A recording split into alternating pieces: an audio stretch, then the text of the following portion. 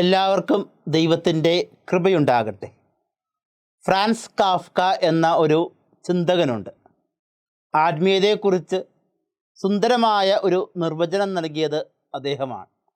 എൻ്റെ ആത്മാവും എൻ്റെ ദൈവവുമായിട്ടുള്ള ബന്ധത്തിൻ്റെ പേരാണ് ആത്മീയതയെന്ന് അദ്ദേഹം പറഞ്ഞു വെച്ചു. ആത്മീയതയിൽ വിശ്വസിക്കുന്നവർക്ക് മാത്രമേ സ്വർഗം വളരെ പ്രധാനപ്പെട്ട ഒരു കാര്യമായിട്ട് മാറുന്നുള്ളൂ. സ്വർഗത്തിൻ്റെ ഒരു മുന്നാസ്വാദനം നൽകുകയാണ് ക്രിസ്തുനാഥൻ തൻ്റെ അപ്പോസ്തലന്മാർക്ക് ഇന്നിൻ്റെ തിരുവചന ഭാഗത്ത്. ഭൂമിയിലായിരിക്കുമ്പോൾ തന്നെ അവർ സ്വർഗത്തെ അനുഭവിച്ചറിയുവാനായിട്ട് അവർക്ക് സാധിക്കുന്നു. സ്വർഗം ഭൂമിയിലേക്ക് ഇറങ്ങി വരുന്ന ഒരു അവസ്ഥ. മലമുകളിൽ ഏലിയായും മോസസും പ്രത്യക്ഷപ്പെടുന്നു. ഏലിയ പ്രവാചകന്മാരിൽ ഏറ്റവും പ്രധാനപ്പെട്ട വ്യക്തിയാണ്. എല്ലാ പ്രവചനങ്ങളും ഈശോയിലാണ് അവസാനിക്കുന്നത് എന്ന് ഇവിടെ നമുക്ക് അനുമാനിക്കുവാനായിട്ട് സാധിക്കും. മോസസ് ഇസ്രായേലിന് നിയമം നൽകിയ വ്യക്തിയാണ്. നിയമം അതിൻ്റെ പൂർണ്ണത കണ്ടെത്തുന്നത് ക്രിസ്തുവിലാണ്. ഇസ്രായേൽ ജനത്തിന് നിയമത്തോട് ഒത്തിരിയേറെ സ്നേഹമായിരുന്നു.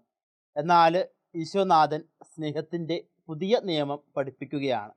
ഇവിടെ സ്വർഗസ്ഥനായ പിതാവിൻ്റെ ശബ്ദം നമ്മൾ കേൾക്കുന്നുണ്ട്.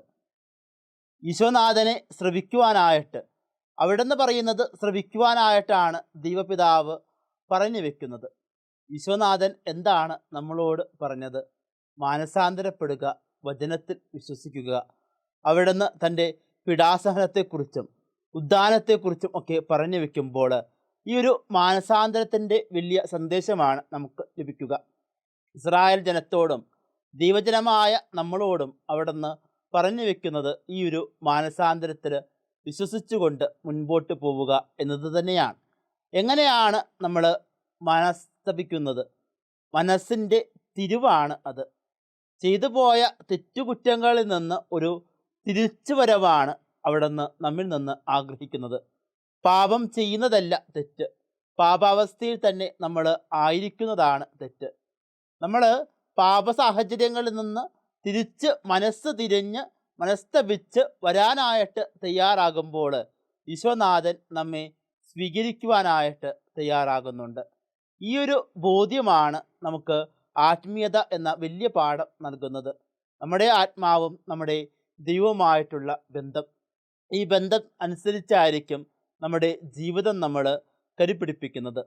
ദൈവമായിട്ട് നമുക്ക് അഗാധമായ ഒരു ബന്ധം, ഒരു അപ്പൻ മകൻ, ഒരു സഹോദരൻ സ്വന്തം കൂടപ്പിറപ്പിനോട് എന്നതുപോലെയുള്ള ഒരു ബന്ധം ഉണ്ട് എങ്കിൽ തീർച്ചയായിട്ടും നമുക്ക് ജീവിതത്തിൽ കാലിടറി പോവുകയില്ല.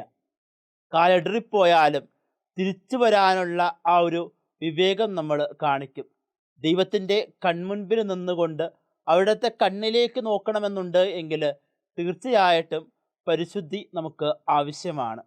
സ്വർഗം നമ്മളോട് ആവശ്യപ്പെടുക കൈമോശം വന്നുപോയ വിശുദ്ധി വീണ്ടെടുക്കുക എന്നതാണ്.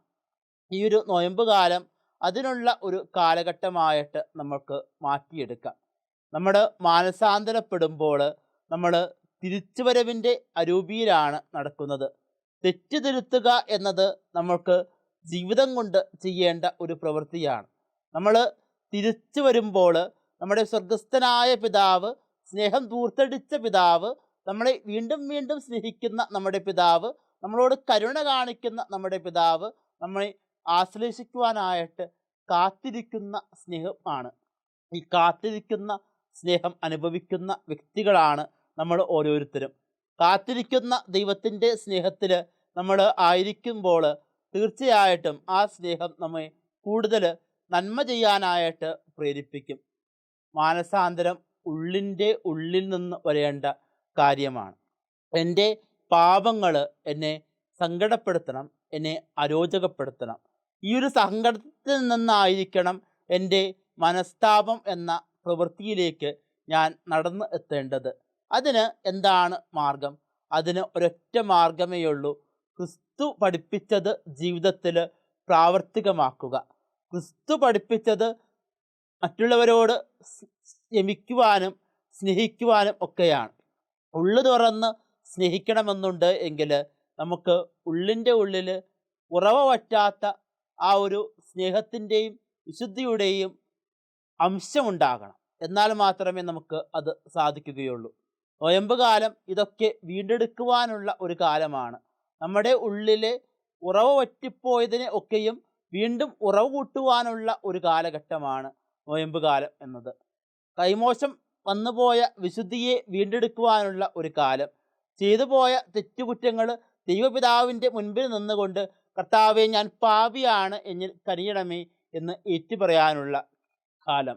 ഈ ഒരു നൊയമ്പ് കാലം വീണ്ടെടുപ്പിൻ്റെ കാലമാകട്ടെ, വിശുദ്ധിയുടെ കാലഘട്ടമായിരിക്കട്ടെ, ആത്മീയ ഉണർവിൻ്റെ കാലഘട്ടമായിരിക്കട്ടെ, ദൈവവുമായിട്ടുള്ള ബന്ധം വീണ്ടും ഊട്ടിയുറപ്പിക്കുന്ന ഒരു കാലമായിരിക്കട്ടെ. ദൈവം നമ്മെ അനുഗ്രഹിക്കട്ടെ.